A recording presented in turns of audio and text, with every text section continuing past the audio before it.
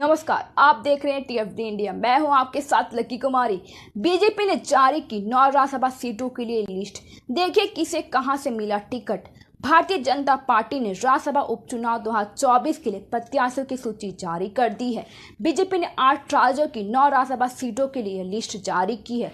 हरियाणा से किरण चौधरी, राजस्थान से केंद्रीय मंत्री रवनीत बिट्टू को उम्मीदवार बनाया गया। दरअसल 9 राज्यों की 12 राज्यसभा सीटों के लिए 3 सितंबर को मतदान होना है। चुनाव आयोग ने इसका घोषणा कर दिया है। इसके बाद भाजपा ने उम्मीदवारों की घोषणा कर दी है। पार्टी ने प्रेस विज्ञप्ति जारी कर कहा, भारतीय जनता पार्टी की केंद्रीय चुनाव समिति ने विभिन्न राज्यों में होने वाला आगामी राज्यसभा उपचुनाव के लिए कुछ नामों को मंजूरी दी है। कौन कौन उम्मीदवार, बता दें कि भारतीय जनता पार्टी ने आसाम से मिशन रंजन दास, रामेश्वरी तेली, बिहार से मनन कुमार मिश्रा, हरियाणा से किरण चौधरी, मध्य प्रदेश से जॉर्ज कुरियन, महाराष्ट्र से धर सिंह पाटिल, ओडिशा से ममता मोहता, राजस्थान से सरदार रवनीत सिंह बिट्टू और त्रिपुरा से राजीव भट्टाचार्य को उम्मीदवार बनाया गया। दरअसल रवनीत सिंह बिट्टू ने पंजाब से लोकसभा चुनाव लड़ा था लेकिन हार गए थे, जिसके बाद पार्टी ने उन्हें राज्यसभा के लिए उम्मीदवार बनाया। केंद्र में तीसरी बार मोदी सरकार बनने के बाद जब शपथ ग्रहण हुआ तो बिट्टू ने मंत्री पद की शपथ ली।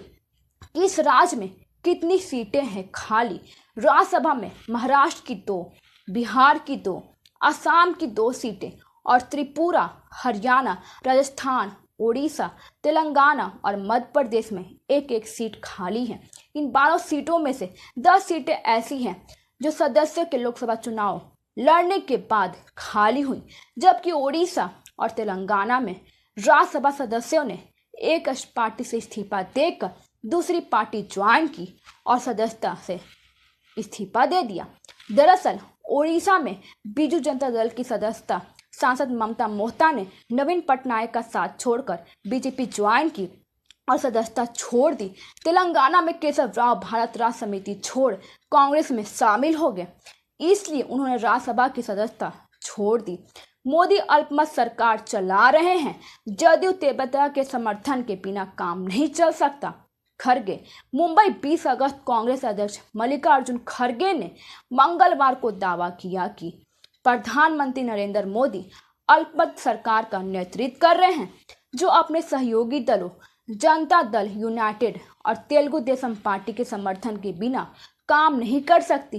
पूर्व प्रधानमंत्री राजीव गांधी की जयंती के अवसर पर मुंबई में आयोजित एक कार्यक्रम में खड़गे ने कहा कि इंडिया गठबंधन ने हालिया लोकसभा चुनाव में भारतीय जनता पार्टी को करारा जवाब दिया है और उसकी सीटों की संख्या 240 तक सीमित कर दिया है, जो बहुमत के 272 के आंकड़े से काफी कम है। उन्होंने कहा कि भाजपा की सीट की संख्या 2019 की 303 सीट भी से कम है।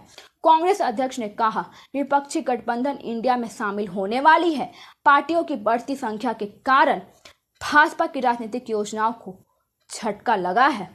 उन्होंने भाजपा को जहर करार देते हुए कहा कि इसे चखने की कोई जरूरत नहीं है।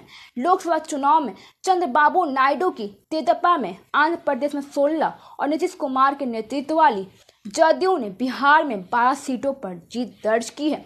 दोनों पार्टियों भाजपा के नेतृत्व वाली राष्ट्रीय जनतांत्रिक गठबंधन सरकार का महत्वपूर्ण हिस्सा है। सीएम हेमंत सोरेन का पालम दौरा स्थगित। अब 22 अगस्त को होगा कार्यक्रम।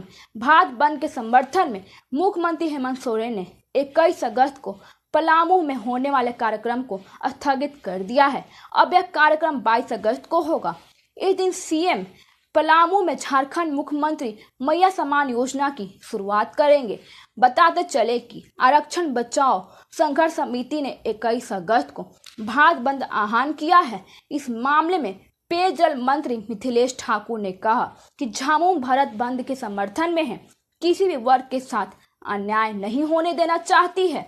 इधर मुख्यमंत्री के प्रस्तावित कार्यक्रम को लेकर पलामू डीसी शशि रंजन ने मंगलवार को कार्यक्रम स्थल का निरीक्षण किया है। मुख्यमंत्री के कार्यक्रम को लेकर नया रूट चार्ट पर जारी किया गया है, जो 22 अगस्त को आयोजित कार्यक्रम के दिन लागू रहेगा। धन्यवाद। आगे की जानकारी के लिए देखते रहिए TFD इंडिया।